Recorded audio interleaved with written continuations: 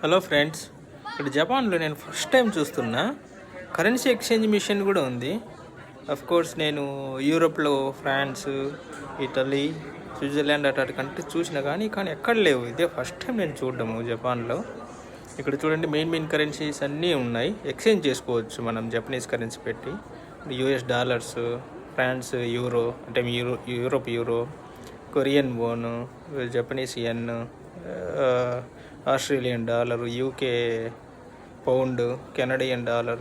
చూడండి ఎన్ని కరెన్సీస్ ఉన్నాయో. ఇది అన్నమాట ఏటీఎం. కోర్స్ నేనైతే తీసుకోలేదు, కానీ ఎట్లుంటుందో చూద్దామనేసి చెక్ చేశాను అనమాట. Course Japanese plus English, remaining languages ఉంటాయి. ఇటాలియన్, పోర్చుగీస్ అవి కూడా ఉన్నాయి. నేను ఇంగ్లీష్ సెలెక్ట్ చేశాను. ఇది ఫస్ట్ జపనీస్ యెన్ పెట్టేస్తే మనకు ఫారిన్ కరెన్సీ అనేది వస్తుంది. ఇక్కడ నుంచి కరెన్సీ అనేది మనము అవుట్పుట్ డాలర్ కావాలంటే డాలర్ అవి వస్తాయి. ఇక్కడ మన డబ్బులు ఇన్సర్ట్ చేయాలి జపనీస్ కరెన్సీ.